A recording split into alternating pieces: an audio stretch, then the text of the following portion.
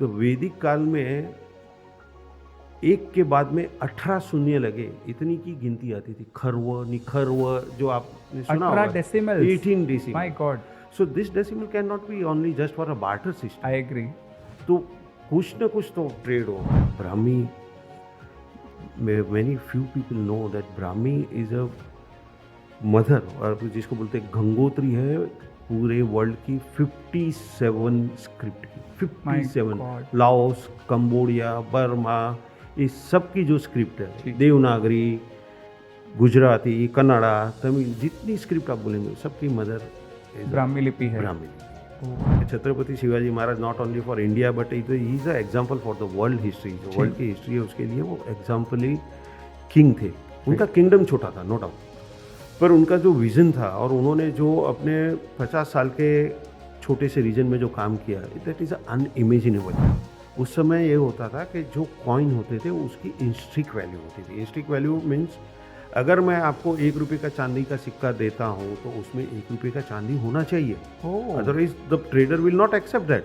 तो मैंने फ़ोन किया, मैंने बोला अरे खुखरा जी, मैंने आज ये कॉइन देखा, आज मैंने ये सिक्का देखा, ये सिक्का देखा, देखो अंग्रेज़ लोग हमसे क्या क्या लूट के लेके गए। ठीक।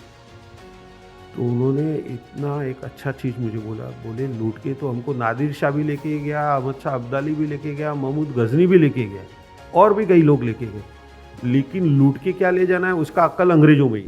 जय हिंद दोस्तों, स्वागत है आप सबका हमारे आज के पॉडकास्ट में। दोस्तों, क्या आपने भी अपने दादाजी से या दादी जी से कोई पुराने ज़माने के कॉइन्स लिए हैं, या आपने भी रास्ते पर से कोई पुराने ज़माने का कॉइन कभी खरीदा है, या आपने YouTube पे कोई ऐसा वीडियो देखा है जिसको देख के आपको ऐसा लगता है कि अगर आपके पास पुराने ज़माने का ये फलाना कॉइन है तो आप रातों रात अमीर बन सकते हैं? आपको लगता है कि सच में आप ऐसा कुछ कर सकते हैं कि एक सिर्फ कॉइन को बेचने से आप अमीर बन जाएंगे एक रात में? जी हाँ दोस्तों, आज का हमारा पॉडकास्ट जो है वो ऐसे ही विषय पे है।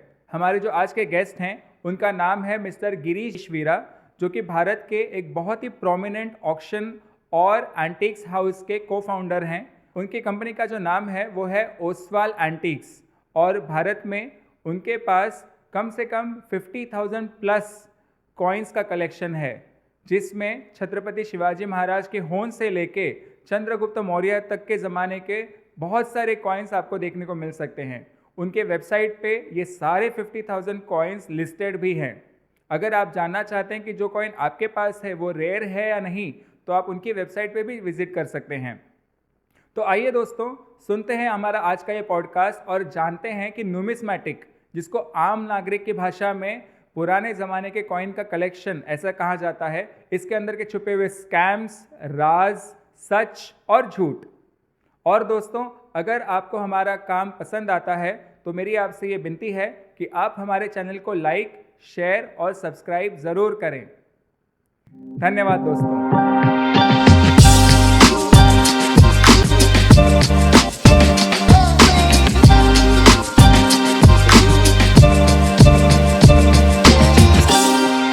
नमस्ते गिरीश सर, आप हमारे पॉडकास्ट पे आए, आपका बहुत बहुत स्वागत है। थैंक यू वेरी मच प्रतीक, और आपको धन्यवाद बोलना चाहूँगा कि आपने आज एक ऑफ बीट सब्जेक्ट चूज़ किया आपके पॉडकास्ट के लिए। यूजुअली हम देखते हैं कि numismatic field is a far more neglected, और हमारे जो कॉइन के लोग होते हैं उनका तो कई बार हमने इंटरव्यू किया है या हमने इंटरव्यू दिया है, पर other than this subject you are the first, for congratulation. Thank you. And I thanks Varsha madam, उनके माध्यम से ही आज हम मिल रहे हैं जी हाँ। दोनों जन। Thank you. Welcome sir. So numismatic जिस टॉपिक को आपने बात की है, मुझे सबसे पहले आप उसका डेफिनेशन बताइए कि इसमें सिर्फ कॉइन्स आते हैं या और भी कुछ होता है? नहीं, देखिए, numismatic is a very broad एक नोमेनकल्चर है। जी। न्यूमिस्मेटिक में coins, bank notes, medals, tokens और उस तरीके की जो चीज़ें हैं, मतलब फैंसी टोकन्स होते हैं, फैंसी नंबर नोट्स होते हैं, वो सारे न्यूमिस्मेटिक के अंडर में ही आते हैं। Okay. As per Oxford dictionary या as per Cambridge dictionary, as per American dictionary आप जाएंगे तो ये सब subject, coins, bank notes, medals, tokens, this all things are cover under the numismatic. Okay. तो इंडियन न्यूमिस्मैटिक कितना पुराना है? इंडियन न्यूमिस्मेटिक मतलब you mean to say coinage? जी हाँ। देखिए ऐसा है, अभी ऐसा वेस्टर्न स्कॉलरों का मानना है कि सिक्के सबसे पहले बनने शुरू हुए आयोनिया और वो एक छोटे से कंट्री है जो अभी कुछ कंट्री अपना मॉडर्न ग्रीस और टर्की के बॉर्डर के बीच में है। तो दे बिलीव के उधर 7-8 सेंचुरी BC, मतलब कि आज से 2700 साल 2800 साल पहले कॉइन वहाँ पे चलने शुरू हुए। लेकिन हमारे हिसाब से, दो अभी हमारे पास कोई एविडेंसेस नहीं है, लेकिन अगर एक कॉमन धारणा है, अगर हम कॉमन सब स्कॉलरों को एवरेज आउट करें तो ऐसा मानना है कि वेदों से पुराना तो कोई बिल्कुल। ग्रंथ है नहीं, ये सब मानते हैं। अब वेद कितने पुराने हैं, कोई 5000 साल, कोई 13,000 साल, कोई और कुछ, पर अगर 5,000 साल पुराना भी माने हैं तो ऋग्वेद में कई जगह पे एक निष्क शब्द का उपयोग होता है Okay. Of the medium of exchange. Okay. अब ये निष्क कॉइन थे या कोई आभूषण थे या कोई मेटल और था या मेटल पीसीस थे, स्टैम्प थे, नहीं थे, we don't know. Okay. But जिस तरह से हमारा कल्चर सिविलाइज आज 5,000 साल पहले भी हुआ था, तो मेरा तो ये मानना है कि सबसे पहले अगर करेंसी कहीं से भी शुरू हुए, सिक्के शुरू होंगे तो वो भारत में ही हुए होंगे। लेकिन क्योंकि अभी हमारे पास प्रमाण नहीं है, तो हम जो वेस्टर्न स्कॉलरों की थियरी है वो मानते हैं कि the first coin started in Ionia. Okay. और सो निश जो आपने शब्द का इस्तेमाल किया, मैं ये समझना चाहता हूँ कि आप ये कह रहे हैं कि ये बार्टर सिस्टम के बाद सबसे पहला आया हुआ करेंसी एक्सचेंज है शायद? यू विल बी सरप्राइज कि हमारे वेदों में बार्टर सिस्टम के अलावा, क्योंकि हमारे पास गिनती की वो संख्या थी जो यूरोप में या वेस्टर्न कल्चर में हजारों साल बाद में आई। राइट। तो वैदिक काल में एक के बाद में 18 शून्य लगे, इतनी की गिनती आती थी। खर्व, निखर्व, जो आपने सुना 18 होगा, decimals? 18 decimal. My god. So this decimal can not be only just for a barter system. I agree. तो कुछ न कुछ तो ट्रेड होगा, जी। कुछ न कुछ तो होगा। जैसे ऐसे बहुत जगह पे उल्लेख मिलते हैं कि कोई चीज़ ली दी गई, उसके बार्टर में गाय दी गई ओके। या गायों का धन दिया गया। तो पॉसिबल है कि निष्क नाम का जो शब्द है वो शायद किसी तरह की मनी हो, मे बी विदाउट स्टैम्प्ड, जी। पर वो कोई तो एक्सचेंज का माध्यम रहा होगा, ऐसा मेरा फर्म बिलीव है। ओके। तो आप खुद नुमिस्मेटिक इस सब्जेक्ट की तरफ कैसे बढ़ गए थे अपनी यंग एज में? देखिए ये है न्यूमिज्मेटिक है ना, ये एक टाइप का, जैसे हर एक चीज़ में एक आदमी होते हैं। जैसे कोई संगीतज्ञ होता है, वो अगर आप और मैं कल से कोई म्यूज़िक क्लास ज्वाइन कर दें और हम लोग बेसिक सीख जाएंगे, सारे गामा पधा निसा सा नि ध प म, ये तो हमको आ जाएगा, शायद थोड़ा टेक्निक आ जाएगा, लेकिन हमको अंदर से जो गाना आएगा वो नहीं आता है। बिल्कुल। सेम इसी तरह न्यूमिज्मेटिक है। कॉइन कलेक्शन में बहुत लोग आते हैं, दूसरों का देख के आते हैं, फैशन के लिए आते हैं, इन्वेस्टमेंट के लिए आते हैं, होर्डिंग के लिए आते हैं, काफ़ी चीज़ के लिए आते हैं। लेकिन एक जो ट्रू न्यूमिज्मेटिक है ना, वो आई थिंक बाय बॉर्न एक क्वालिटी होती है। तो उसको लोगों को लगते हैं कि ये पागल लोग हैं क्या, अभी ये छोटी छोटी चीज़ों को लोग इतना एक्साइट होते हैं और इतना क्या रिसर्च करते हैं, but that is inborn quality somewhere putted by the God, I think so. तो बचपन में मतलब मैं I started the coin collecting in very young age of the school, and I am so lucky that मैं king George school में पढ़ाई की है, दादर, जो अभी राजा छत्रपति शिवाजी विद्यालय के नाम से। तो हमारे एक प्रिंसिपल हुआ करते थे कुलकर्णी मैडम। तो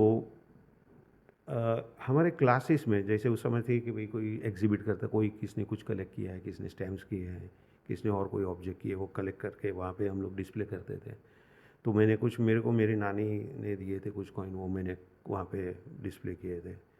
तो our principal Kulkarni madam, she was very excited and called me in his office, और मुझे बोला बहुत अच्छा आप काम कर रहे हो। So that encourage me a lot. Okay. And then luckily we got a guidance of very able guru Shri SM शुक्ल, सदा शंकर महाशंकर शुक्ल। वो भावनगर के थे, बॉम्बे में थे, प्रिंस ऑफ वेल्स म्यूजियम के एडवाइज़र थे, Wow. Very senior numismatic and very humble person.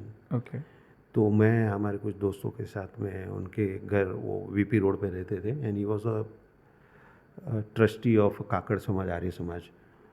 तो उनके पास जाते थे, कॉइन देखते थे, वो हमको गाइड करते थे क्या पढ़ना चाहिए। तो उस समय हमने पर्शियन सीखा, कैसे पर्शियन रीड करते हैं, ब्राह्मी सीखी। जो Brahmi, many few people know that Brahmi is a mother, और जिसको बोलते हैं गंगोत्री है पूरे वर्ल्ड की 57 स्क्रिप्ट की, My 57। God. Laos, Cambodia, Burma, ये सब की जो स्क्रिप्ट जी। है, देवनागरी, गुजराती, कन्नड़ा, तमिल, जितनी स्क्रिप्ट आप बोलेंगे सबकी मदर इज ब्राह्मी लिपि है। ब्राह्मी लिपि है। ओह 57। तो उस तरह से न्यूमिज्मेटिक जर्नी शुरू हुई। जी। छोटे छोटे पहले तो कुछ पॉकेट मनी से थोड़े बहुत कॉइन खरीदते थे, पर पढ़ते बहुत थे। ओके। और हिस्ट्री में क्योंकि इंटरेस्ट था तो काफ़ी नॉवेल पढ़ते थे। जैसे हमारे गुजराती में बहुत फेमस एक नॉवेलिस्ट है कन्हैयालाल मुंशी, जी। जो हैदराबाद निज़ाम जब ये एक्शन हुआ तभी वो as a ambassador of India थे वहाँ पे। He is a politician also, he was. तो उनकी काफ़ी, जय सोमनाथ, पाटणनी प्रभु था, फिर धूमकेतु थे, उनके भी बहुत कुछ नॉवेल्स पढ़े। Then we came to serious reading. Okay. So इस तरह से मेरा इंटरेस्ट उसमें। सो ये जब आप जर्नी कर रहे थे, पैरेलली आप अपनी पढ़ाई भी पूरी कर रहे हाँ थे, जी। तो आप ऑक्शनर बनने तक की सफ़र तक कैसे पहुंचे आगे? ऑक्शनर तो बहुत बाद में आए हम। ऑक्शनर एक्चुअल में हम लोग जैसे कॉइन के डीलिंग करना शुरू की, मतलब पढ़ते थे, कॉइन कलेक्ट भी करते थे, पर because we are not a multi millionaire, तो कुछ कॉइन हमने लेना बेचना भी शुरू किया था। हमको हमारे एक दूसरे गुरु थे, उन्होंने सिखाया था कि भाई आप अगर कॉइन बेचोगे नहीं तो नए लोगे कैसे। बिल्कुल। तो we started everything in that time. और हम लोग का फॉरेन, क्योंकि कॉइन ऑक्शन होना ये हिंदुस्तान में वेरी रिसेंट थिंग है। अच्छा। In just in 2003 professionally numismatic का जो आज का रूप है, that is started just in 2003। मतलब हार्डली 11 साल पहले। नॉट 11, 20 साल हो गए। I'm sorry, 20 साल पहले। 20 साल हो गए। तो उसके पहले भी एक दो ऑक्शन हुए थे, but they are in primary stage. जी। तो हम लोग ऑक्शन, फॉरेन के ऑक्शन काफ़ी फॉलो करते थे। और मेरे दिमाग में ऐसा होता था कि कहीं अपने इंडिया में भी, क्योंकि हमारी इंडियन हिस्ट्री और इंडियन न्यूमिज्मेटिक हिस्ट्री तो 2600 साल पुरानी है। My God. हिस्टोरिकल जो, अगर हम वैदिक काल के निष्ठ को छोड़ दे तो हिस्टोरिकल जो एविडेंसीज है, that is also 6th century BC, 5th century BC के कॉइनेज है। ओके। तो इतनी पुरानी कॉइनेज है, लेकिन there is a no professional body और no professional numismatic auction houses in 2000, before 2003। Okay. So since we have established one numismatic auction, I was a founder partner, Okay. and there was other two partners also. So we three established the company and started the auction, and then my own auction house I started in 2009. Okay. So in 2009 our first auction was in Pune, and we have just completed our 100th auction in Mumbai. 101, अभी हमारा 102 option. Congratulations to you. Thank you so much. Okay, so इस topic पे ही कोई न्यूमिज्मेटिक society of India भी है? जी, हिंदुस्तान में बहुत ज़्यादा न्यूमिज्मेटिक सोसाइटी है। Each and every town, each and every small city also having a numismatic society. The Okay. Parental body जी। जो ओल्डेस्ट है वो है numismatic society of India, okay. Based in Varanasi. Okay. उसको 110 साल से Wow. ज़्यादा एस्टेब्लिश हो गए हैं। उनका एवरी ईयर एक एनुअल कॉन्फ्रेंसेस होते हैं various part of India. Last year Shimla में था, हैदराबाद में हो, मतलब एवरी वेयर इन इंडिया उनके सेमिनार्स होते हैं, वहाँ पे लेक्चर्स होते हैं, पेपर प्रेजेंट होते हैं, उनका जर्नल पब्लिश होता है। सो और उसके अलावा each and every city, like Mumbai में मुंबई कॉइन सोसाइटी है, अहमदाबाद गुजरात कॉइन सोसाइटी है, बैंगलोर में कर्नाटका न्यूमिज्मेटिक सोसाइटी है, जिसको अभी 50 साल पूरे हो रहे हैं ये साल। अमेजिंग। या in July they are completing the 50 years. Okay. So इस तरह की काफ़ी सोसाइटी ये फील्ड में काम कर रही है। ऑलराइट, सो अभी सोसाइटी से आगे बढ़ के कॉइन्स की तरफ आते हैं, जो कि सबसे ज़्यादा हॉट टॉपिक है बहुत सारे इंडियंस में। जैसे आपने शुरुआत में कहा था कि कॉइन कलेक्टर्स काफ़ी होते हैं, बट लोग कई बार अपने आप को सिर्फ वहाँ तक ही सीमित रख देते हैं, उससे आगे नहीं बढ़ पाते हैं। तो कॉइन कलेक्टर्स की जो समस्या होती है उसको अगर हम लोग देखें तो सबसे पहले तो ये होती है कि उनको खुद को ये नहीं पता कि ये दादी से कॉइन मिला है, बट इसका ऑथेंटिसिटी हमें नहीं पता है। तो उन्होंने क्या करना चाहिए वो ऑथेंटिसिटी जानने के लिए? There is a various platform, थोड़ा मेहनत करना पड़ता है। It's not a ready on platter, ऐसे रेडी प्लेट पे कुछ भी नहीं मिलता है।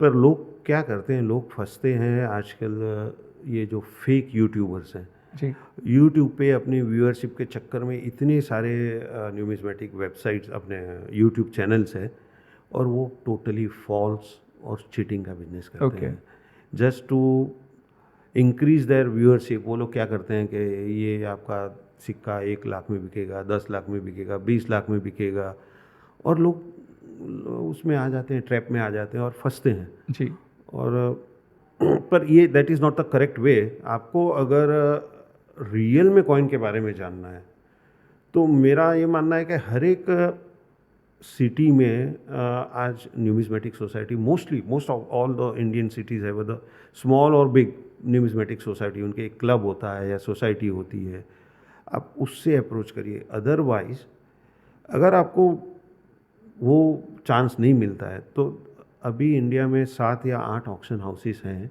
जिनके पूरे के पूरे डेटा उनके वेबसाइट पे अवेलेबल है। जैसे हमारा आज 100 के ऊपर ऑक्शन हुए हैं, तो हमारी वेबसाइट पे more than 50,000 objects my God, on already हमारे पब्लिक डोमेन में 50,000 ऑब्जेक्ट्स, उसकी डिटेल है, उसकी प्राइसिंग है, एवरीथिंग इज देयर। तो थोड़ा मेहनत करके सर्च करना पड़ता है, लेकिन लोग नहीं करते हैं और फंसते हैं। That is a very bad thing. Agreed. So आप ये कह रहे हैं कि इन ऑक्शन हाउसेस को अप्रोच करने के बाद उनको ये पता चलेगा सबसे पहले कि इसका ऑथेंटिसिटी क्या है। ओके, तो इसी टॉपिक का जो दूसरा भाग है कॉइन का, वो देखते हैं कि कई बार ऐसे लोग भी आते हैं कि जो कहते हैं कि ये मेरे पास जो है ये ओरिजिनल है, और मान लीजिए मैं खरीदना चाहता हूँ, तो मैं उसकी ऑथेंटिसिटी सेम तरीके से फाइंड आउट कर सकता हूँ? पहली बात तो कॉइन खरीदने के पहले मैं तो सबको यही एडवाइस करता हूँ कि if you are new and you wish to be a collector, buy a books, पढ़िए, समझिए, जितना आपको नॉलेज मिल सकता है या आपके सीनियर से या कोई फ्रेंड से या कोई बुक पढ़ के, वो पहले गैदर करिए जी, and then only buy the coin. किसी थर्ड पार्टी के रिलाय पे, ये तो ऐसा हो गया कि मेरे को किसी XYZ ने बोला कि इसका शेयर ले लो, ये पैसा बढ़ जाएगा, मालूम पड़ा 2 साल के बाद में वो ज़ीरो हो गया। बिल्कुल। तो एवरी इन्वेस्टमेंट जैसे रिस्क होता है, सेम थिंग हियर। किसके बोलने से अगर आप कुछ कॉइन खरीदेंगे कि ये इसका प्राइस बढ़ जाएगा या बहुत ज़्यादा रेयर है, that is not the correct scientific way. Learn yourself, पहले खुद सीखो, समझो और फिर ही जंप करो, अदरवाइज डोंट बाय। ओके, आपने कहा कि आपके पास मोर देन 50,000 ऑब्जेक्ट्स डिस्प्ले पे आपके वेबसाइट पे हैं। तो मुझे एक बात याद आ रही है, ऐसा कहावत है बिहार साइड में कि जब एक राजा आए थे वहाँ पे तो उन्होंने चमड़े के सिक्के चलवा दिए थे, तो क्या ये सच है? बिल्कुल सच नहीं है ये, नॉट बिहार, बट ये ऐसा माना जाता है कि हुमायूं की जब जंग हुई थी शेर शाह के साथ में, और हुमायूं अपना जान बचाने के लिए नदी में कूद गया और उसको एक भिश्ती ने अपनी पखाल दे दी, वो पखाल से वो रिवर क्रॉस किया और उसने वो पखाली को एक दिन के लिए राजा बना दिया और उसने चमड़े के सिक्के निकाले। That is very, it's untrue. Okay, उसमें कोई सत्य नहीं है। ओके, तो ये एक भाग हो गया कॉइन्स का। अब आगे बढ़ते हैं इस टॉपिक पे कि कॉइन्स बहुत अलग अलग प्रकार के होते हैं जी। अलग अलग लैंग्वेजेस में, अलग अलग डायनेस्टीज़ के होते हैं, अलग अलग रिलीजन बेस्ड भी होते हैं, क्योंकि वो सदियों से चले आ रहे हैं। तो आपके पास जब भी कोई कॉइन आता है, ओके, तो आप उसके रूट तक कैसे पहुंचते हैं? कई बार ऐसा भी होता होगा कि ये कॉइन शायद नहीं देखने में मिला इससे पहले, तो उसके रूट तक आप खुद कैसे पहुंचते हैं? हाँ, this is very intelligent question. मैं आपको बोलता हूँ, जैसे अभी तक हमने 101 ऑक्शन किया है जी, तो 80-90% तो कॉइन वही आते हैं जो हमने कभी ना कभी बेचे ही है। नॉट 90%, मे बी 95% कॉइन ऐसे आते हैं कि जो हमने कभी ना कभी बेचे ही होंगे, वो डेटा हमारे पास रहता है, मैं उस कॉइन को जानता हूँ अच्छी तरह से कि मैंने बेचा है या मैंने कहीं देखा है या किसी और ऑक्शन हाउस में बिका है। पर yes, there are few challenging coin in each auction. हमको हर बार कुछ ना कुछ ऐसा मिलता है कि जो हमको काफ़ी पजल करता है। हम ट्राई करते हैं उसको रिजॉल्व करने की अपने हिसाब से, और अगर नहीं हुआ तो देर आर एक्सपर्ट्स, ओके, और वो एक्सपर्ट की सलाह लेना इस बेटर होता है। तो वी कंसल्ट एक्सपर्ट। जैसे हमारे ऑक्शन में हमारे जो रिसर्च एक्सपर्ट है या हमारे जो एडवाइज़र है is doctor Shailendra Bhandare. Is a senior most coin keeper in Ashmolean museum UK, Oxford में, जो वर्ल्ड का सबसे पहला म्यूजियम माना जाता है, Oxford. This is a thing of proud that the world का सबसे पुराने म्यूजियम के कॉइन कीपर जो है वो इंडियन ओरिजिन और हमारे शिवाजी पार्क में ही रहते हैं। अच्छा, मतलब रहते हैं, मतलब उनका पूछते नहीं कर रहे, he stage in Oxford, he is a UK citizen, but is a top excellent expert. अगर मुझे कोई नंबर, जैसे अभी आजकल मॉडर्न लैंग्वेज में चलते, कोई बोलता है कि 1 से 10 कौन, 1 2 3 4 5 कौन आएगा, तो मैं आई say that 1 to 100 is Shailendra Bhandare and all others are next. It is not about that के अदर एक्सपर्ट को डिसरिस्पेक्ट करना, but I know him personally, so he always help me as a friend, as a advisor. Okay.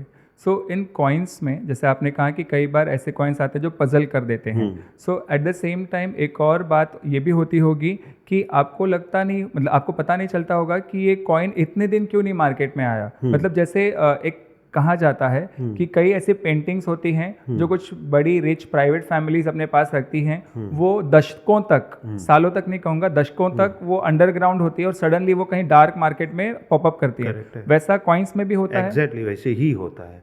जैसे किसी ने collect करके रखा है, कोई पुराने कलेक्टर हैं, अभी वो मे बी वो नहीं रहे हैं इस दुनिया में, और उनके फैमिली को कोई ज़रूरत नहीं रही होगी, पैसे की ज़रूरत नहीं है या कुछ नहीं, या सेंटिमेंटल वैल्यू है उनको, तो उन्होंने रख रखा है, बरसों से उनके घर में पड़ा हुआ है। And may be sometime family division होता है, तब फिर वो चीज़ याद आती है कि हाँ हमारे पास ये भी है, मे बी ये कुछ अच्छी वैल्यू फेच करते हो। तो उस तरीके की चीज़ें जो होती है वो टर्न आउट होती है, और वो उसमें से काफ़ी चीज़ें ऐसी होती है कि we are looking them for first time. अभी रिसेंटली आपको एक एग्जांपल दूं तो हमारा एक ऑक्शन हुआ 101, उसमें एक बहुत ही सीनियर और अच्छे कलेक्टर थे, लेट श्री प्रमोद विरनेकर। उन्होंने वो बेलगांव में थे, 50 साल उन्होंने कॉइन कलेक्शन किया होगा, because he himself is a jeweller, तो वो छोटे छोटे गाँव में जाके कॉइन कलेक्ट करते थे। उनका कलेक्शन ही couldn't sell in his life time, उनको तो उस पर बहुत ज़्यादा मोह था, तो वो तो बेच नहीं पाए। पर इस उनका डिवाइस हुआ एक 4 या 5 साल पहले। इस फैमिली अप्रोच अस, और उन्होंने अपने कॉइन जो because of the family division और वॉट एवर रीज़न, तो उन्होंने हमको दिया। तो उसमें काफ़ी चीज़ें ऐसी थी विच अपीयर फर्स्ट टाइम। वाओ, काफ़ी चीज़ें ऐसी थी, तो ऐसे होता है। तो उसका कोई उदाहरण देना चाहेंगे आप? कोई कॉइन किस राजा का या किस ज़माने का था? उसमें विजयनगर के कुछ कॉइन थे, विजयनगर एम्पायर, जो बहुत माइटी एम्पायर था। लोगों को बहुत खाली सुना होगा, लेकिन लोगों को मालूम नहीं था कि वो कितना माइटी था। मे बी स्कॉलरों को और हिस्टोरियन को मालूम होगा, लेकिन फॉरेन ट्रैवलर्सों ने ऐसा लिखा है कि वहाँ पे जो मार्केट विजयनगर में होता था, उसमें स्ट्रीट वाइज, मतलब एक स्ट्रीट है जिसमें सिर्फ सब्जियां बिकती है, एक में क्लॉथ्स बिकते हैं, एक में और कुछ बिकता है, इस तरह से अलग अलग चीज़ें। तो एक ऐसी स्ट्रीट थी जहाँ पे सिर्फ रत्न, माणिक, मोती, आभूषण ऐसे बिकते थे।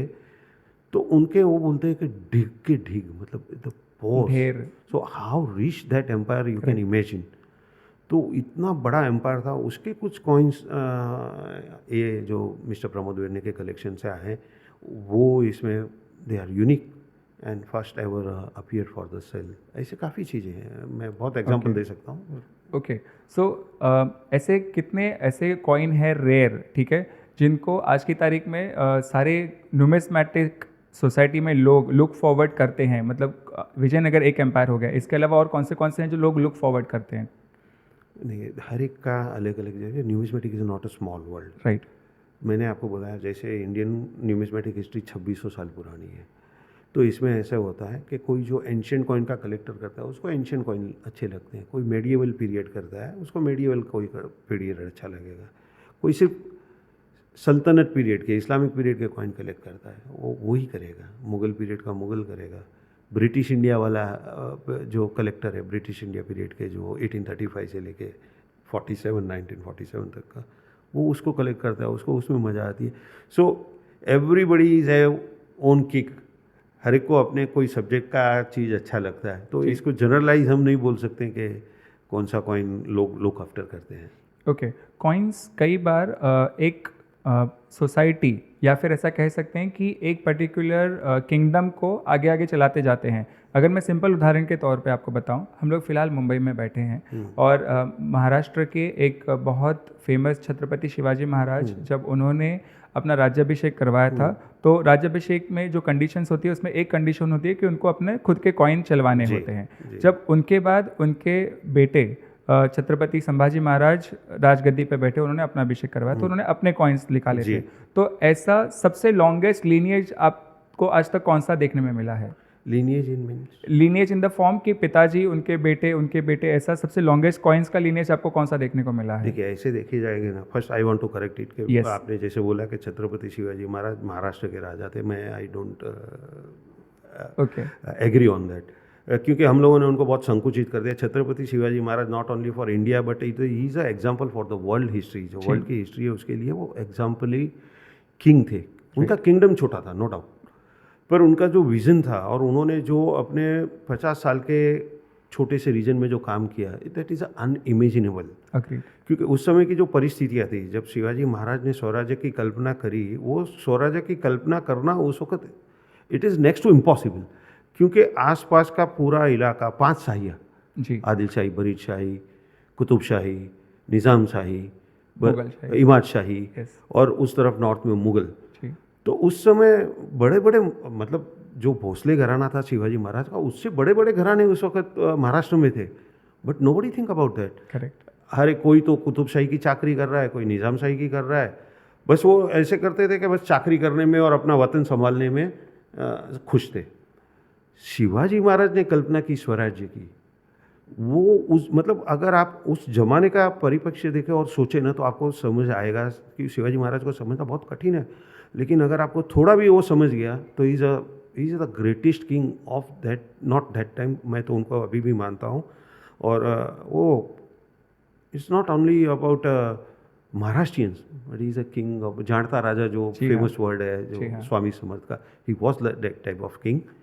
तो ये एक बात हो गई। और आपने जैसे बोला कि लीनिएज, बेटा और उसका बेटा और उसका बेटा और उसका बेटा, ऐसे अगर एंशियंट टाइम में अगर हम गिनेंगे तो you will be surprise. There is a one dynasty जो हम कॉइन के फील्ड में उसको बोलते हैं वेस्टर्न क्षत्रपास। वेस्टर्न क्षत्रपास एक किंगशिप हुई जो थे सौराष्ट्र, आज के जूनागढ़ जो है, जूनागढ़ के आसपास में उनकी कहीं कैपिटल होगी, मे बी जूनागढ़ होगी, क्योंकि उनके एक बहुत ही पराक्रमी राजा रुद्रदामन, उसका शिलालेख जूनागढ़ में है। तो क्योंकि रुद्रदामन का जो शिलालेख वहाँ पे जूनागढ़ में है, तो we know that king by historical evidences कि रुद्रदामन नाम का कोई राजा हुआ था। एक नहपान उसकी डायनेस्टी में पहले शाहरात राजा था, उसका भी रिटर्न एविडेंसेस मिलता है। नासिक में जो पांडवलेणी हम जिसको बोलते हैं, जो एक्चुअली वो सातवाहनकालीन गुफाएं हैं, तो वहाँ पे नहपान का हमको उल्लेख मिलता है। पर देयर आर 30 किंग्स, 30 राजा हुए उस डायनेस्टी में। सो 30 लीनिएज है, 30 किंग्स, 30 कॉइन, 30 राजा हुए, जिसका उल्लेख हिस्ट्री के और कहीं मिलता ही नहीं है। They only known by the coins. Wow, only known by coins. May be उसमें बीच बीच में ये हुआ है कि भाई राजा का बेटा नहीं और उसका भांजा गद्दी पे आ गया या कोई, पर देयर आर, क्योंकि वो ऐसे होते थे कि वो किंग, उसमें लीजेंड जो कॉइन पे हुआ करती थी वो ऐसे होती थी कि रागनो महाक्षत्रप रुद्रदाम पुत्र स रागनो महाक्षत्रप रुद्रसिंह, मतलब राजा महाक्षत्रप रुद्रदाम का पुत्र राजा महाक्षत्रप रुद्रसिंह, मतलब उसने अपने फादर का नाम दिया है, अपने फादर का टाइटल दिया है, और उसके कॉइन के लीनिएज जो है, मतलब 30 किंग्स इन दैट डायनेस्टी। और अगर मॉडर्न एज में देखें तो ऑफकोर्स मुगल्स, मतलब आप देखें तो बाबर, उसके बाद में हुमायूं, बाद में अकबर, अकबर। जहांगीर, शाहजहां। अभी लोगों को बहुत ज़्यादा और एक दो नाम मालूम होंगे तो बोलेंगे औरंगज़ेब, लेकिन उसमें भी 26 राजा हैं जिसके बहुत लेस नाम लोगों को मालूम है। फर्रुखशियर, जहांदर शाह, इब्राहिम, शाह आलम सेकंड, आलमगीर सेकंड, बेदार बख्श, काम बख्श, आजम शाह, सबके कॉइन मिलते हैं। ओके। सबके कॉइन मिलते हैं क्योंकि मुस्लिम जो किंगशिप का एक आइडिया था वो ऐसा था कि अगर कोई राजा गादी पे बैठता है, तख्त पे बैठता है, तो first thing he do is to read खुतबा इन हिज नेम, जो Correct. मस्जिद में खुतबा पढ़ा जाता है फ्राइडे प्रेयर जी। में, तो उसमें उस राजा के नाम से खुतबा पढ़ा जाता है। And he strike his coin first. अच्छा। मतलब अगर एक दिन भी अगर उसने राजा किया, गद्दी पे बैठा है, तो देर इज़ अ पॉसिबिलिटी कि उसका कॉइन वहाँ पे होगा। Okay. So this is the longest known lineage of 30 medieval. हाँ, में इसमें मुगल में और एंशियंट में हम सत्रप को बोल सकते हैं। तो अब आते कॉइन के इंस्क्रिप्शंस के बारे में बात करते हैं। आपने अपनी लाइफ में बहुत सारे कॉइन्स देखे होंगे, जी। अदर देन जो 50,000 आपने उल्लेख किया, आई एम श्योर कि उससे भी ज़्यादा आपने और कलेक्शंस में भी देखे होंगे। तो ऐसा कोई एक या दो कॉइन है जिनके इंस्क्रिप्शंस आपको ज़िंदगी भर के लिए इंस्पायर कर रहे हैं? ऐसे बहुत है, लेकिन मुझे सबसे मतलब माई liking, personal liking, may be people like और नॉट, पर मुझे सबसे अच्छा उसमें लगता है छत्रपति शिवाजी महाराज द्वारा चलाए गए सिक्के। क्योंकि जैसे मैंने आपको बताया कि उस समय पे पूरे हिंदुस्तान में नॉर्थ इंडिया पूरा मुग़लों के हाथ में था, साउथ इंडिया में सब ये अलग अलग, पहले बहामनी एम्पायर था, बहामनी एम्पायर का डिसइंटीग्रेशन होके जो 5 शाही बनी, तो उनकी कॉइनेज बहुत इंटरेस्टिंग कॉइनेज है उनकी, लेकिन that all coinage inscribe in Persian, okay. Only in Persian. Okay. तो छत्रपति शिवाजी महाराज ने कैसे उस समय सोचा होगा कि उन्होंने अपनी जो कॉइनेज चलाई उस पर उन्होंने देवनागरी भाषा का उपयोग किया। बिल्कुल। मूड़ी में जी। लिखा, उसमें एक बाजू लिखा हुआ होता है श्री राजा शिव और एक बाजू पे लिखा हुआ होता है छत्रपति। ये हमको बहुत कॉमन लगता है, लेकिन that is not common thing उस ज़माने में तो उस नहीं। जमाने में, जी। खास करके पूरे उस जमाने में, क्योंकि ये coin is a medium of exchange. और उस जमाने में ऐसा था कि मैं, coin is not a promissory note like अभी जो चलता है कि मैंने आपको बोल दिया कि ये लो, ये 1000 रुपीज़ का नोट है तो यू एक्सेप्ट इट, ये 100 रुपये का नोट है, because it is promissory note. जी। उस समय ये होता था कि जो कॉइन होते थे उसकी इंस्ट्रिक वैल्यू होती थी। इंस्ट्रिक वैल्यू मीन्स अगर मैं आपको 1 रुपये का चांदी का सिक्का देता हूँ तो उसमें 1 रुपये का चांदी होना चाहिए, oh. Otherwise the trader will not accept that. क्योंकि अगर मैं यहाँ पे छापा हुआ सिक्का लेके सूरत में गया ट्रेड करने, सूरत से लेके मैं बुरहानपुर गया ट्रेड करने, बुरहानपुर से लेके मैं और कहीं गया ट्रेड करने, तो उस समय कोई ऐसी सेंट्रल एजेंसी तो थी नहीं, जी। सेंट्रल कोई ऐसा ऑथेंटिकर था नहीं। करेक्ट। तो अगर उसमें वो उतनी इंस्टिक वैल्यू नहीं है तो बॉम्बे से ले जाकर सूरत वाला व्यापारी उसको एक्सेप्ट नहीं करेगा, सूरत का कॉइन बुरहानपुर वाला एक्सेप्ट नहीं करेगा, बिल्कुल। तो उसकी इंस्ट्रिक वैल्यू हुआ करती थी। ओके। तो उस ज़माने में हर जगह पे जो चलता था वो मुग़ल रुपया चलता था या शाहियों द्वारा की गई हुई साउथ में कॉइन चलते थे। उस ज़माने महाराज ने देवनागरी में सिक्के छापे, that is a very big thing. And one more example I want to give is a coin of Mahmud Ghazni. Okay. हम बहुत लोगों को हिस्ट्री में बहुत पढ़ा होगा महमूद गजनी के बारे में। तो महमूद गजनी का एक कॉइन आता है सिल्वर का, दिनार बोलते हैं उसको। वो कॉइन में that is the only instant in world कि जहाँ पे जो इस्लामिक पवित्र जो जिसको कलमा बोलते हैं ला इल्लल्लाह मोहम्मद रसूलुल्लाह, ये उस कॉइन में अरेबिक में एक जगह पे वो छपा हुआ है और उसका संस्कृत अव्यक्तम, अभी मुझे उसका परफेक्ट वर्ड मालूम नहीं, पर लेकिन उसका एग्जैक्ट संस्कृत में जो मीनिंग होता है वो दूसरी जगह पे छपा है। मतलब आगे पीछे आगे पीछे कॉइन में एक बाजू अरेबिक में लिखा हुआ है ये कलमा और पीछे से पीछे में उसका कलमा का संस्कृत जो ट्रांसलेशन है जी। वो दूसरी बाजू छपा है। Very impressive. That is the very, मतलब it is a one in a world, इस टाइप का yes, सेंस। बिल्कुल। हाँ, so this type of thing है very, I like this very much. Okay. So आपने अब तक के अपने करियर में सबसे ज़्यादा डिफ़िकल्ट कॉइन टू ट्रेस या टू ऑथेंटिकेट कौन सा पाया था? तो इसे पर्टिकुलर बोलना मुश्किल होगा क्योंकि see I am in this trade since last 35 years as a collector may be 5 years more 40 years से कर रहा हूँ. Every time we find something new, every time, because so rich history, so rich history. अभी latest example देता हूँ. मुझे एक coin आया अभी हमारे ऑक्शन में आने वाला है. So I am struggling to identify that coin. और उस कॉइन में ब्राह्मी में ऊपर श्री राम लिखा हुआ है, Shri Ram. And that coin is a very popular type of Vishnu, हमारे न्यूमिज्मेटिक वर्ल्ड में Vishnu Kundin type of coin बोलते हैं, उस टाइप का एकदम पॉपुलर कॉइन था. तो just I can write like Vishnu Kundin type coin with a Brahmi legend Shri Ram. फिर मैंने नहीं, इसको ढूंढना चाहिए. तो कुछ कैटलॉग निकाले. तो उस कैटलॉग में से एक जगह पे मुझे रेफरेंस मिल गया कि there was a dynasty called Kashyap in Vengi. Okay. तो एक कश्यप डायनेस्टी थी वेंगी की, उसका एक राजा था, उसका टाइटल उसने श्री राम अपना टाइटल रखा था, उसका ये कॉइन है. सो इतने साल से हम कर रहे हैं. It may be a not very rare coin, but मुझे पता ही नहीं था कि कोई कश्यप डायनेस्टी वेंगी में रूल करती थी और उसने ये सिक्का चलाया था. So each and every time you will find something new, something which you don't know before, because we are not a scholar, we are a trader, we are just learning. तो कुछ ना कुछ तो नया सीखने को हर बार मिलता ही मिलता है. ओके.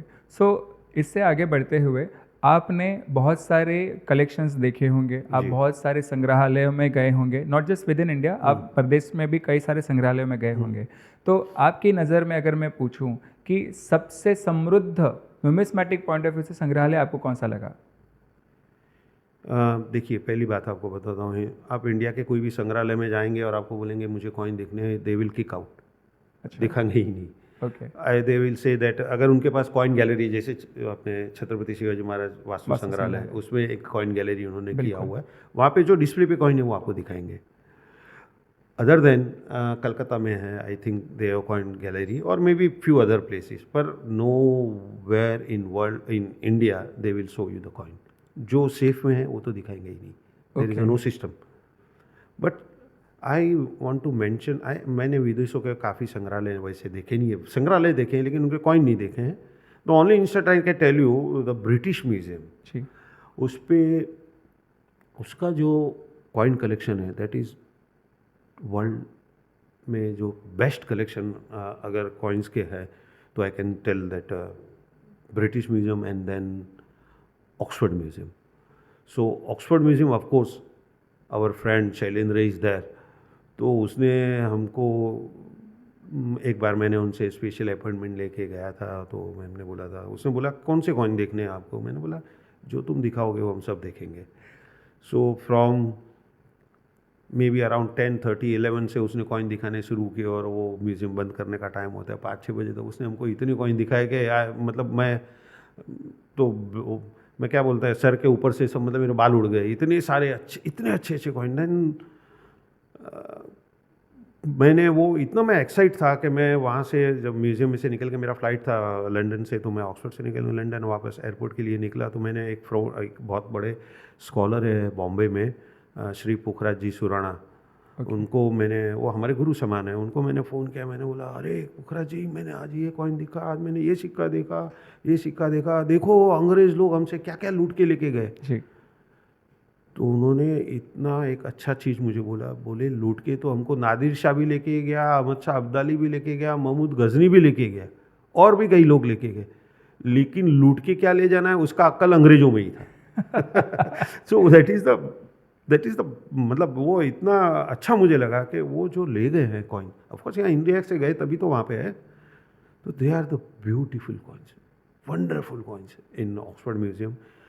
ब्रिटिश म्यूजियम, क्योंकि वहाँ पे अगर आप अपॉइंटमेंट लेके जाओगे तो they will show you the coin. तो एक बार मैं, मेरे मित्र doctor Dilip Rajgaur, he is a PhD in coin, उसके साथ में मैं ब्रिटिश म्यूजियम गया था. उसका अपॉइंटमेंट था दिलीप का, मेरा अपॉइंटमेंट नहीं था. तो मैंने उनको पूछा कि can I C the coin. बोले डू यू हैव अपॉइंटमेंट. मैं बोला नहीं, मैंने अपॉइंटमेंट तो नहीं लिया है. तो उसके जो क्यूरेटर थे, he knows me means by name, और 1-2 बार मिला होगा शायद. तो do you carry any photo ID with you. Passport या कुछ है साथ में? तो मैंने बोला नहीं, पासपोर्ट तो मैं लाया नहीं हूँ साथ में, मतलब म्यूज़ियम में कहाँ पासपोर्ट ले जाऊँगा। Okay okay, I will allow you, your catalogue is with us. Wow. So वो इतने प्रोएक्टिव हैं कि वो वे खुद निकालते हैं कि अच्छा। भाई आपको कॉइन दिखाने हैं मुझे, तो उसमें से मतलब कायदे के उनका जो सिस्टम है वो फॉलो करके उन्होंने खुद ने ही वे निकाला और बोले आपके कैटलॉग मेरे पास है तो it's okay, I allow you to see the coin. Okay. And he showed the coin and that is the great thing. I मतलब मुझे वो बहुत ही अच्छा लगा कि उन्होंने आउट ऑफ वे जाके हमको कॉइन दिखाया है। एंड इंडिया में एक इंस्टेंस मैं आपको बताना चाहूँगा। इंडिया में the famous, very famous Banaras Hindu university, उसमें भारत कला भवन है। मदन Okay. मोहन मालवीय जी ने उसको सेटअप किया था। जी। वो भारत कला भवन में काफ़ी आर्टिफैक्ट्स के साथ में उनका बहुत ही अच्छा कॉइन का कलेक्शन है, बहुत ही सुंदर and very extensive, right from the ancient to Mughal period.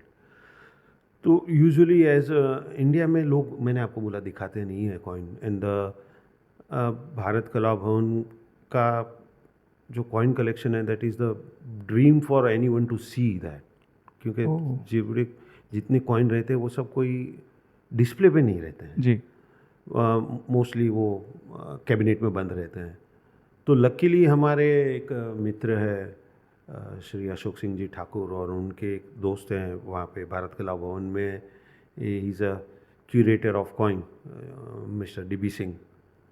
तो he was kind enough to show us a coin. And वो इतना लक्की पीरियड था कि दैट वो कॉइन कलेक्शन जब भी मैंने देखा तो मेरे गुरु और मैं हमारे एडवाइज़र श्री शैलेंद्र भंडारे साथ में था, और हमारा मेरा एक खास ही दोस्त और जो very famous personality, you know the Vaman Hari Pethe, very famous jeweller in Maharashtra, उनके Shri Subodh Pethe, is a one of the best collector in India. Oh. And his collection is a one of the best in world, I can say, for South Indian dynasties. I guess ये पहली बार किसी YouTube channel पे बताया जा रहा है that he has such a huge collection. Yes, ये on record कहीं नहीं है।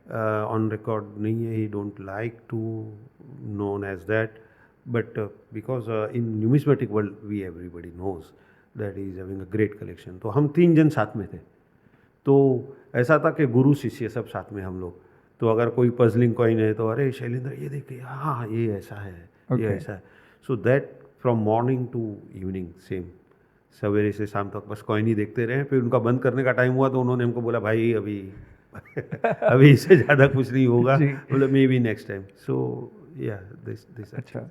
सो आज तक एक सवाल मैं आपको 2 अलग अलग पहलुओं से पूछता हूँ। आज तक आपने खुद सबसे एक्सपेंसिव कॉइन कौन सा ऑक्शन किया है, और उसके अलावा आपने अपनी लाइफ टाइम में सबसे एक्सपेंसिव कौन सा कॉइन ऑक्शन होते हुए देखा है? ये बहुत ट्रिकी क्वेश्चन है। See, I don't consider number value महंगा या उसको मैं ज़्यादा इम्पोर्टेंट नहीं मानता हूँ। Rather I value the rarity okay. And the main thing historical importance. So जैसे I always emphasise and we run our company, our auction house, in that manner that value and prices are not important as then. Of course, prices are important और numbers are important in revenue subject. बिल्कुल। But हमारा main focus होता है कि हम ऐसे coin को handle करें जो रियल में हिस्टोरिकल उसका वैल्यू है, जिसका रियल में कोई हिस्ट्री से को रिलेशन बहुत इम्पोर्टेंट है, वो मुझे बहुत अच्छे लगते हैं। वैल्यू वाइज तो ऑफकोर्स बहुत ही मैंने कॉइन देखे हैं जो अब्रॉड के ऑक्शन में बिकते हैं, करोड़ों रुपए में ऐसे बिकते हैं। पर one myth I want to break it कि भाई किस लोगों को लगता है कि कॉइन कलेक्शन अरे ये तो पैसे वाले लोगों का काम है या ये सब लोग नहीं कर सकते, that is very wrong. Okay. एक मिडिल क्लास आदमी भी बहुत अच्छा कॉइन कलेक्शन कर सकता है। एक पुअर क्लास आदमी भी, अगर उसको हिस्ट्री का इंटरेस्ट है, you will be surprise that 2400-2500 साल पुराना सिक्का आज भी इंडिया में आपको सिर्फ 200 से लेके 500 रुपीज़ तक मिल सकता है। वाओ। 200 से 500। मौर्य पीरियड का जो सिक्का चलता था जिसको जी। कारसपण बोलते थे, चांदी का punch mark coin, that is available at 500 rupees, okay. Only 500। Shunga period के कास्ट कॉपर कॉइन आते हैं, available at 100 rupees 200 rupees. It's not कि भाई आप सारे सिक्के ही महंगे होते हैं। जी। आपका सब्जेक्ट क्या है, according your pocket you can collect a coin. Okay, so in that case आप जितने भी यूथ हैं जो न्यूमिस्मैटिक्स में अभी जस्ट वेंचर कर रहे हैं, या कुछ मेरे एज के लोग जो हैं जिनके पास एक छोटा सा कॉइन कलेक्शन है, इनको आप क्या एडवाइस करना चाहेंगे? देखो, एडवाइस तो मैं कुछ नहीं देना चाहता हूँ, क्योंकि एडवाइस के लिए अभी मैं अपने आप को बहुत यंग समझता हूँ या छोटा समझता हूँ। एक कहावत हम लोग ने बहुत जगह पे सुनी होगी, या बहुत जगह पे, भारत सोने की चिड़िया थी। जस्ट आउट ऑफ, आपने बोला, मैंने भी बोल दिया, भारत सोने की चिड़िया थी, उसने बोल दिया Bharat. How, what is the reason? क्यों? हमारे पूर्वजों ने कहा भारत सोने की चिड़िया थी, या एक गाना आया हर डाल डाल पर बैठती है, सो चिड़ियों का बसेरा वो भारत देश है मेरा। तो ऐसा नहीं है। The only person can tell, I tell you frankly, only person can tell the Bharat सोने की चिड़िया थी is numismatic. Why? Okay. Because हमने हमारे लाइफ में ऐसे ऐसे होर्ड्स देखे हैं अपीयर होते हुए। जी। एक साथ में 1000 मोहर मिली है, 5000 मोहरें मिली है एक साथ में। My God. एक महाराष्ट्र में एक प्लेस है, अकोला डिस्ट्रिक्ट में आती है, पातुर करके एक गांव है। वो पातुर गांव जो है वो नदी के किनारे पे बसा हुआ है। वो एंशियंट टाइम का, मतलब मेडिवल पीरियड का, मुगल पीरियड का, वो एक ट्रेड रूट था। ओके। तो एक बहुत ही क्लासिकल एग्जांपल है जो न्यूमिस्मेटिक काफ़ी लोगों को मालूम है, जनरल पब्लिक के लिए मैं बता रहा हूँ कि उस समय सूरत जो था वो मुगलों का एक बहुत इम्पोर्टेंट मिंट भी था और एक बिजनेस प्लेस था। करेक्ट। तो शाहजहां के समय में कोई सूरत से शाहजहां की गोल्ड की मोहरें वो बिल्कुल फ्रेशली स्ट्रक करके वो एक कारवा जा रहा था बुरहानपुर की तरफ। तो रात में शायद उन लोगों का बसेरा वो पातुर के नदी के कांठे पे वो हुआ होगा, और कोई ऊपर वास में कोई ज़्यादा बरसात हो गई होगी, फॉर एनी रीज़न बाढ़ आ गई। बाढ़ में वो पूरा का पूरा कारवा इज अंडर द वाटर, और वो उस समय पे वो होड़ वहाँ पे नदी में दब गया। मतलब इंसान और सब सब उसी में कुछ, दब everything गए। is अच्छा, ओके। वो तो किसी को मालूम पड़ता नहीं है, बिल्कुल। वो ठीक है। अभी 1970s के आसपास में पहले ये सिस्टम थी, अभी तो मोदी जी ने कर दिया घर घर शौचालय। उस समय जी। तो लोग लोटा लेके बाहर जाते थे। तो कोई एक आदमी बाहर गया होगा नदी किनारे, उसने देखा तो उसको कुछ चमकती हुई चीज़ दिखी, उसने ऐसे ऐसे उंगली से किया तो सोने की मोहर। तो वो आदमी ने सोने की मोहर, और इस तरह से वो स्प्रेड हो गया। वो आदमी ने कुछ खर्चा किया, लोगों को लगा इसके पास इतना पैसा कैसा आया। बाद में गांव वालों को मालूम पड़ा कि वहाँ पे तो सोने के सिक्के निकल रहे हैं। अच्छा। देन पुलिस प्रोटेक्शन के अंडर में वहाँ पे पूरा एक्सट्रैक्शन किया गया। 4200 mohurs oh my of god. Shahjahan recovered. 4200 gold coins you are saying? Of Shahjahan, Of 1 tola Shahjahan. Recovered from that place. और अनऑफिशियल लोग ऐसा बोलते हैं कि जितना रिकवर हुआ उससे कई ज़्यादा तो लोग वहाँ से लूट के लेके चले गए। Oh, I don't know, of course. जी हाँ। पर मतलब there is a reason to believe कि Correct. नॉट उससे ज़्यादा, या मे बी फ्यू थाउजेंड। जी। नासिक के पास में एक प्लेस है जोगलथम्बी। करेक्ट। वो जोगलथम्बी में एक बार नाहपान के कॉइन का होर्ड मिला था, that is 13,000 silver coins. 13,000। 13,000 my silver God. Coin. Okay. Andhra में एक जगह पे तेलुगु चोड़ा का, बिफोर इंडिपेंडेंट की बात कर रहा हूँ, तेलुगु चोड़ा डायनेस्टी के गोल्ड कॉइन आते हैं। दे फाउंड 12 और 15,000 gold coin at one place. Hindustan है, भारत है, ये रियल में सोने की चिड़िया थी पूरा। You may be know that up to 16th century India is the largest economy in the world. बिल्कुल। लार्जेस्ट इकोनॉमी इन द बिल्कुल। वर्ल्ड। दुनिया भर के लोग हिंदुस्तान में अपना लक आजमाने के लिए आते जी। थे। तो no one better than numismatic dealer और ऑक्शनियर और a collector knows that it is real, क्योंकि हम लोग देखते हैं इतने सिक्के एक साथ में। तो that is the thing. And then your second question, उनको क्यों आना चाहिए। जैसे बहुत हमारे दोस्त रहते हैं, मित्र रहते हैं, फैमिली रहते हैं, बोलते हैं गिरीश यार यू आर, वो देखते हैं कि भाई you have attend some place, हमको भी कुछ उसमें इन्वेस्टमेंट कराओ या हमको भी कुछ कॉइन दिलाओ। सो आई नेवर एडवाइज देम। अगर आप पैसा बढ़ाने के लिए या अपने पैसे को बढ़ाने इन्वेस्टमेंट को अप करने के लिए आते हो तो don't come in numismatic. There are many option. सोना खरीदो, चांदी खरीदो, शेयर खरीदो, ज़मीन खरीदो, जो करना है करो, बिल्कुल। कॉइन में मत आओ। कॉइन के फील्ड में या न्यूमिज्मेटिक में तब आओ जब you really love the history, you really love our culture, you really love coin numismatic, तो आप आइए, बिल्कुल आपका पैसा डालिए। देयर इज अ, देखिए हर एक चीज़ की बाय इफेक्ट होती है, पैसा बढ़ना ही है उसमें डेफिनेटली। लेकिन ओनली पैसा बढ़ाने के लिए आते हो तो don't come. There are any many other avenues where you can earn far more than that. But इसमें जो इनर सेटिस्फेक्शन है और इसमें जो एक मज़ा है, लोगों को कुछ ना कुछ शौक पालना चाहिए। बिल्कुल। काफ़ी लोगों को अलग अलग टाइप के शौक होते हैं। कई शौक ऐसे हैं कि जो फॉर टाइम बीइंग इट्स, आप मूवी जाके देखते हो कोई अच्छे थिएटर में जाके, तो you spend may be with family के साथ में गए तो 2-5 हज़ार रुपये इसे उड़ जाते हैं। कोई स्वॉरोस की कलेक्ट करता है, लेके आएगा, उसका 30,000 रुपया है, जैसे शोरूम के बाहर निकला तो वो 100 रुपये का कांच का टुकड़ा हो गया। Correct. So there are lot of things, but coin is not like that.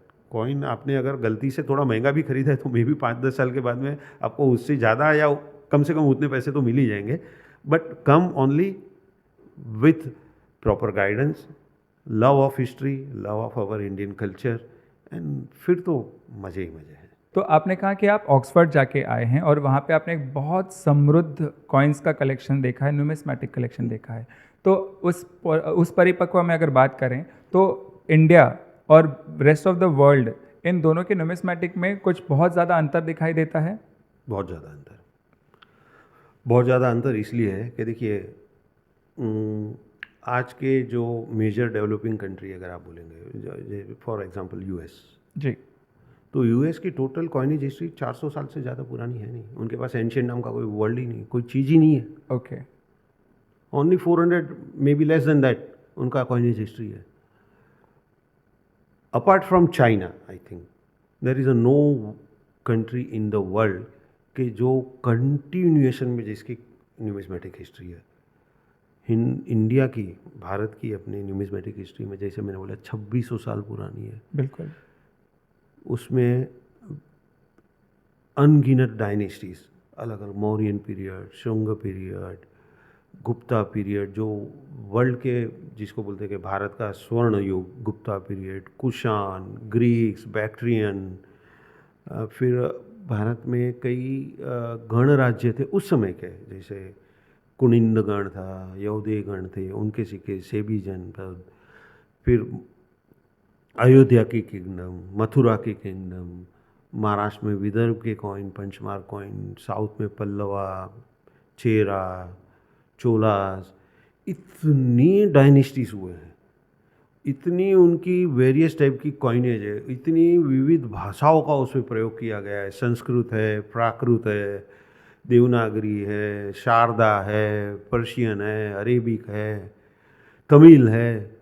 तो जितनी विविधता भारत के कॉइनेज में, ऐसी वर्ल्ड में नोवेयर इन वर्ल्ड इतना रिच हिस्ट्री है। और I can tell you one thing, अगर भारत के ऊपर जिसको प्रेम है या रियल में ही हिमसेल्फ थिंक दैट मैं देश प्रेमी हूँ, तो उसको सब और कई चीज़ें हैं भारत के लिए गर्व करने की, लेकिन I can tell this one of all this thing is our coinage. Okay. इतने पुरानी कॉइनेज हमारे भारत की, और आज भी हमको उसमें से काफ़ी कॉइनेज इजीली अवेलेबल है, या तो at least we can see in internet. जी, तो आप एज एन ऑक्शनियर कोई भी ऑक्शन करने से पहले किस लेवल का प्रिपरेशन उसमें करना पड़ता है to make it the successful auction? देखिए, हर एक ऑक्शन जो होता है वो it's a new challenge every day, like that. Okay. There is a no simple method या नॉट अ सेट मेथड, जी, except the administrative part is a set कि बिल्कुल। मुझे क्या करना है। लेकिन for each auction we have to travel a lot to acquire a coin. मुझे एक अगर ऑक्शन करना है एक, तो इट इज़ नॉट पॉसिबल कि भाई मेरे पास जो अवेलेबल यहाँ वहाँ के लोगों से मैंने कॉइन लेके ऑक्शन कर दिया, दैट विल बी नॉट। क्योंकि ऑक्शन होता है वो it should be a attractive and it should be every collector should find something of his interest. अगर कोई मुगल कॉइन कलेक्ट करता है तो उसको उसमें से कुछ मुगल कॉइन के अच्छे कॉइन उसमें दिखने चाहिए। अगर कोई एंशियंट कॉइन करता है तो ऑफकोर्स उसमें कुछ ऐसे एंशियंट कॉइन दिखनी चाहिए। ऑक्शन किस चीज़ का होता है कि जो नॉट इजीली अवेलेबल या रेयर कॉइन है उसका। बिल्कुल। कॉमन कॉइन जो अगर मार्केट में मिल रहे हैं तो वो ऑक्शन में कौन खरीदेगा। To find out the scare coin and rare coin, we have to approach and we have the channels and we have to travel Okay. at the various part. तो वहाँ से जाके उसको सिक्के को लेके आओ, आइडेंटिफाई कराओ। Sometime we need little conservation of the coin. Then all administrative things come. Photography होती है, उसकी एडिटिंग होती है, उसका राइटअप बनता है, वो उसके अदर टेक्निकल पैरामीटर्स होते हैं, उसके सब हमारे सेट पैरामीटर्स है, उसके हिसाब से वो सब एग्जामिन होते हैं। उसके बाद वो हमारे वेबसाइट पे जाता है, प्रिंटिंग के लिए जाता है, हमारे जो कस्टमर है उनके पास उसका कैटलॉग जाता है। We have the online bidding system on our website. So that is only administrative part, but the most important part is to acquire the good coin for the collection and to get a proper write up. मतलब मैं मेरे मन से उसमें कुछ नहीं लिख सकता हूँ। मैं आपको एक बात बताना भूल गया कि there are the thousands of books written on the numismatic. लोगों को नहीं मालूम होगा, थाउजेंड्स ऑफ बुक्स। और उसमें से कुछ स्टैंडर्ड कैटलॉग है विच इज़ वर्ल्ड एक्सेप्टेबल, कि वो कैटलॉग के रेफरेंस हमको देने पड़ते हैं। और जो आपने उसके पहले क्वेश्चन एक पूछा था, वो मुझे अभी उसका एक इम्पॉर्टेंट टॉपिक मिला कि जिसको नए कॉइन्स के बारे में, कॉइन्स की फील्ड में आना चाहते हैं। सो नेशनल बुक ट्रस्ट द्वारा एक बुक परमेश्वरी लाल गुप्त, डॉक्टर परमेश्वरी लाल गुप्त वॉज अ ग्रेट स्कॉलर। उनकी एक बुक है कॉइन्स, बुक का नाम ही है coins, COINS, just coins. Just coins. Okay. Available at very cheap price में भी 300-400 rupees. Okay. Available in all the languages, English, Hindi, Marathi. I think Marathi में भी है, Okay. नॉट श्योर, पर इंग्लिश हिंदी तो पक्का मुझे मालूम है। ओके। तो you should buy that book from National Book Trust, read that, you will get a brief idea and then consult the others. Okay. तो जो एक होते हैं पब्लिक ऑक्शंस, इसके अलावा कोई प्राइवेट ऑक्शंस भी होते हैं? No, I don't think anything in a private auction. No, private auction मतलब ये पब्लिक ऑक्शन ही है। तो ऑक्शन इज मतलब पब्लिक ऑक्शन ही। All right.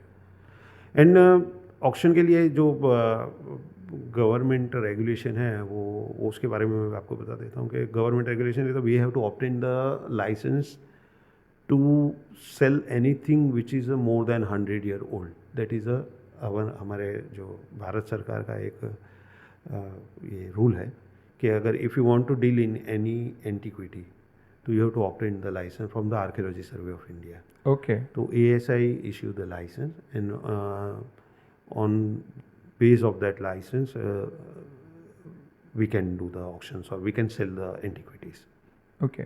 सो अगर मान लीजिए गिवन अ चांस आपको अगर पास्ट टेंस में जाके कोई ये मौका दे कि आप अपना करियर पाथ चेंज करके न्यूमिस्मेटिक के अलावा कुछ और चूज़ करें, तो आप क्या चूज़ करना चाहेंगे? No way, nothing than numismatic, because this is only thing which gives you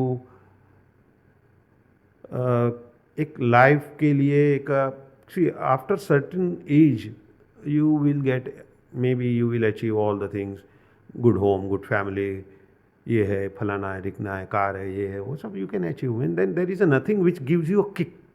बिल्कुल। मतलब जीने के लिए एक आदमी को एक कुछ तो भी ऐसा चाहिए एक्साइटिंग कि वो दैट गिव्स यू, नहीं मुझे और जीना है, मुझे और कुछ काम करना है।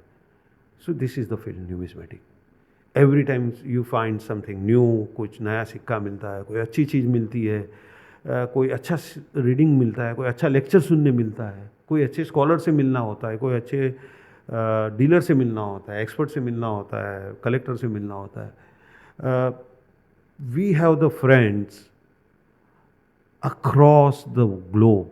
न्यूमिज्मेटिक अगर आप सही से कर रहे हैं, recently I visited, it is a personal thing I tell you, I recently visited one fair in Dubai. Okay. And I find few dealers over there, अफगानी थे, कुछ पाकिस्तानी थे। that was the part of India before independence. Pakistan was India, Afghanistan in the ancient time was India. तो वहाँ पे लोग मिलते हैं, फिर then we exchange the card, visiting card. और मैंने किसको कार्ड दिया, एक बाकी डीलर था या उस वाला, उस वाला option, we know you, we follow you. अच्छा लगता है, बहुत अच्छा लगता है, क्योंकि not because of me, they haven't seen my face but they seen my work बिल्कुल they see in our website what we are selling, because Indian Pakistan का कॉइनेज, एंशियंट कॉइन तो सेम है. Correct. So that gives you, बहुत अच्छा लगता है, बहुत ज़्यादा अच्छा लगता है. We are the Chinese friend, we are the Portuguese friend, we are the, तो ये एक चीज़ है जो आपको बहुत एक्साइट करती है ना. आई विश कि पुनर्जन्म कब भी हो तो कोई भी न्यूमिस्मेटिक या तो कलेक्टर या डीलर या कुछ भी बनाए, पर न्यूमिस्मेटिक को रिलेट करके बनाए. अब हम लोग आखिरी पड़ाव पे आ चुके हैं हमारे पॉडकास्ट के. तो आप हमारे जो व्यूवर्स हैं, जो ओल्डेस्ट हैं और जो यंगेस्ट हैं, जो न्यूमिस्मेटिक वर्ल्ड में अपने आप को देखते हैं, उनको क्या लास्ट मैसेज देना चाहते हैं? देखिए प्रतीक, टू समराइज आज का जो अगर हमारा पॉडकास्ट है, इसको मैं फ्यू वर्ड्स में समराइज करना चाहता हूँ. लाइक न्यूमिस्मेटिक फील्ड एक ऐसा फील्ड है जो आपको डायरेक्ट हिस्ट्री से कनेक्ट करता है. बिल्कुल. ये किसी को अगर जो न्यूमिस्मेटिक नहीं है उनको भी ध्यान रखना चाहिए कि न्यूमिस्मेटिक ही ऐसा वर्ल्ड है जो, कैसे मैं आपको बताता हूँ, एग्जांपल देता हूँ. जैसे कोई भी आप अगर मुग़ल आर्ट की चीज़ है, ताजमहल किसने बनाया सबको मालूम है, शाहजहां ने मुमताज़ बेगम के लिए बनाया. It's okay, everybody knows. अगर आपको हिस्ट्री पसंद है या किसी भी तरह से सांस्कृतिक लगाव है, तो अगर मुग़ल पीरियड की कोई चीज़ आपको लेना है, मुग़ल आर्ट लेनी है, कोई पेंटिंग लेना है, may be cost you several lakhs, या कोई भी आर्ट की effect, they are very expensive. ठीक. But you will surprise to know that in you want to collect, अगर आपको मुग़ल आर्ट का कोई चीज़ लेना है, जैसे समझिए शाहजहां का सिक्का ही लेना है, सिल्वर रूपी, you will get it 1,500 or 2,000, just like that. बिल्कुल. It's a piece of art. Coin is also piece of art. So Mughal art ऐसे नहीं खरीद सकते, लेकिन मुग़ल कॉइन तो आप बिल्कुल खरीद सकते हैं. अगर आप एंशियंट इंडिया की हिस्ट्री में आपका इंटरेस्ट है, रुचि है, तो you will get a silver punchmark coin of the Mauryan period at nearly 500 rupees. तो एक ये मैं आपको बताना चाहता हूँ. Second thing, most important thing, लोग ये समझते हैं कि मेरे पास 1835 का सिक्का है, 180 साल पुराना सिक्का है, बहुत कीमत होता है. ऐसा नहीं होता है. कितना पुराना है उससे कीमत तय नहीं होती है. कीमत तय होती है कितना रेयर है, कितना कम वो मिलता है. फॉर एग्जांपल, डायमंड एंड कोयला, बोथ आर कार्बन. बिल्कुल. दोनों की एज सेम है. ठीक. लाखों करोड़ों साल पहले जहाँ पे पृथ्वी में वो गड़े गए, पर कोयला because we get in abundance, correct. तो उसका वैल्यू नहीं होता है. Diamond because we get very few, तो उसका वैल्यू होता है. तो coins, same thing like coins, जो कॉइन काफ़ी मिलता है, जैसे फॉर एग्जांपल मैं आपको एकदम सिंपल वर्ड में समझाऊँ, अकबर का राज, मुग़ल पीरियड में अकबर का राज, Akbar rule for 50 years, 963 AH से लेके 1014 में, सब 50 ईयर्स.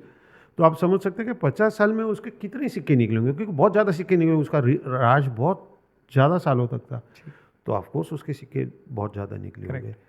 सेम अकबर के सिक्के इतने ज़्यादा थे कि जहांगीर का रूल था जो, वो कम समय का था, तो अकबर के सिक्के से उसके सिक्के थोड़े कम ढले, वो थोड़े उससे कीमती होते हैं. सेम औरंगजेब का रूल जो था वो भी 50 साल का था, उसके सिक्के बहुत मिलते हैं, not very rare. But same time उसके औरंगजेब के जो सन थे आज़म शाह और Kam Bakhsh, they rule merely for less than year, तो उनके सिक्के महंगे होते हैं. तो जो कम मिलता है वो महंगा होता है, जो पुराना है वो महंगा होता है, उससे कुछ लेना देना नहीं है. थर्ड इम्पॉर्टेंट, किसी की सुनी सुनाई बात या यूट्यूब पे चक्करबाज या फ्रॉडस्टर लोगों का यूट्यूब पे चैनल देख के आप कहीं भी फंसिए मत.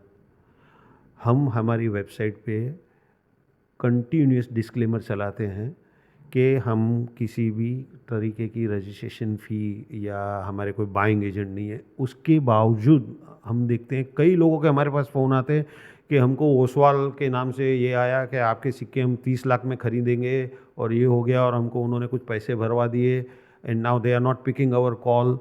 तो मैं लोगों को बताना चाहता हूँ, ये जो ऑनलाइन जो स्कैम्स होते हैं, this is not only in coin जी. LIC के नाम पे होते हैं, रिजर्व बैंक के नाम से होते हैं, अलग अलग तरीके के फ्रॉडस्टर जो हैं, तो वो फ्रॉडस्टर क्या करते हैं कि लोगों की जो मेंटालिटी है, एक गुजराती में बहुत अच्छी कहावत है, लोभिया होए ત્યાં धुतारा भूखे ना मरे। इसका मतलब जब तक लोभ आप में है तब तक चीटर कभी भूखे नहीं मरेगा। बिल्कुल।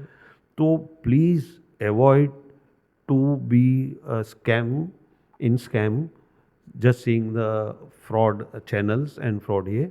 अगर आप आपके हर एक की शहर में, जैसे मैं आपको मुंबई का एग्जांपल दूं, मुंबई में साल में 3 बार कॉइन की एग्जीबिशन होती है, 2 बार होती है वर्ल्ड ट्रेड सेंटर में, 1 बार होती है सुंदरबाई हॉल चर्च गेट में।